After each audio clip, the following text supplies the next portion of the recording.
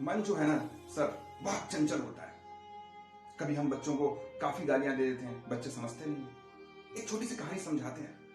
मुझे उम्मीद है कि इससे आपको समझ में आएगा कि बच्चों का मन जो होता है ना, कब बदल जाता है पता ही नहीं चलता है। दो दोस्त थे, उन दोस्तों की कहानी बहुत अनोखी है। तो जो पहला वाला दोस्त था, दूसरा वाला दोस्त तो हालांकि पढ़ाई में थोड़ा बहुत ठीक था, पर जो पहला वाला दोस्त था वो पढ़ता ही नहीं था, एकदम पढ़ता नहीं था।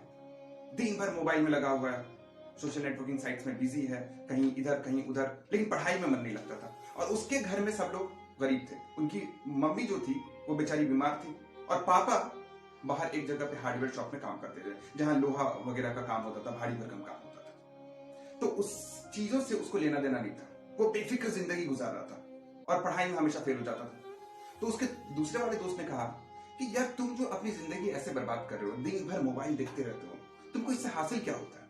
तुम नहीं चाहते हो कि अपने पेरेंट्स की तुम मदद करो और ताकि उनका और अच्छे से देखभाल तुम कर सको आने वाले वक्त में? तो उसने कहा कि मुझे इस चीजों से मतलब नहीं, यार तुम अपना काम करो, मैं अपना काम करता हूँ, हमारी दोस्ती एक तरफ। तो दूसरे वाले दोस्त ने सोचा कि नहीं, इसको रास्ता दिखाना पड़ेगा। उसने क्या किया, चल भाई एक जगह से घूम के आते हैं। वो उसको लेकर चला गया और उसी फैक्ट्री में लेके गया जिस फैक्ट्री में उसके फादर काम करते थे। उस फैक्ट्री में जाने के बाद उसने बोला कि यहीं पे रुको और सिर्फ नजारा देखो। देखा कि उसके फादर एक जगह पे कोने में बैठे हुए, काम करके थक के वहां पे बैठे थे कुछ खाने के लिए, मतलब जो रोटी घर से वो ले आए थे। तो उनका एक दोस्त आया जो फैक्ट्री में उन्हीं के साथ काम करता था, और उनको कहा कि आप जो इतना मेहनत कर रहे हैं और हमेशा परेशान रहते हैं, इस परेशानी का वजह क्या है? तो उनके फादर ने कहा कि हम जितना कमाते हैं उतना सिर्फ खाने में भी मुश्किल से ही हम निभा पाते हैं, मतलब खाना भी मुश्किल से हम कर पाते हैं। तो उसने बोला कि तो फिर आप बेटे को कैसे पढ़ाएंगे? तो वही चिंता मुझे खाई जा रही है, पता नहीं कैसे आगे उसका भविष्य में उज्जवल कर पाऊंगा, और घर में अलग से बीवी बीमार है जिसकी मेडिसिन के हमारे पास पैसे नहीं है। तो ये सारी बातें और इतनी बेबसी जब उसने अपने फादर के चेहरे पे देखी तो उसको बहुत पश्चाताप हुआ, और उसने सोचा कि वो अपनी जिंदगी में कर क्या रहा है।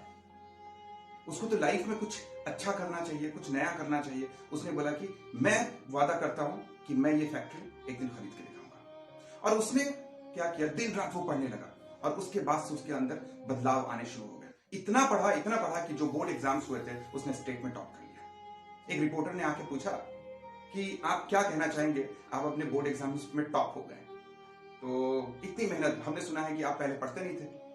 तो उसने कहा कि हाँ, ये सच बात है कि मैं नहीं पढ़ता था, पर अब मैंने पढ़ना शुरू कर दिया। तो बोला, इसकी इंस्पिरेशनल वजह क्या है, किस वजह से आप पढ़ना शुरू कर दिए? तो उसने कहा कि मैं ये सारी चीजें खुद के लिए नहीं कर रहा हूं, मैं ये सारी चीजें अपने पेरेंट्स के लिए कर रहा हूं। और एक दिन ऐसा भी आया कि जिस फैक्ट्री में उसके फादर काम करते थे उसी फैक्ट्री को उसने खरीद लिया। हो गया कमाल। पर हमारी जिंदगी में कमाल क्यों नहीं होता है?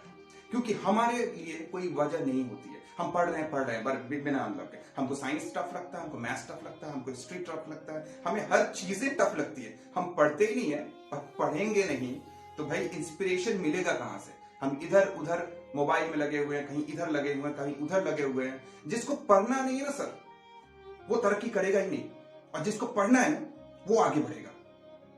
क्योंकि जिसको नहीं पढ़ना है आप उसको लाख सर पटक लो, पर वो नहीं पढ़ेगा। जिसको पढ़ना है वो जरूर पढ़ेगा। मुझे उम्मीद है कि आपको मेरी ये बात समझ में आई होगी। तो बच्चों से प्यार से डील कीजिए, बच्चे बड़े चंचल होते हैं सर। मुझे उम्मीद है कि आपको मेरी बात समझ में आई। शुक्रिया।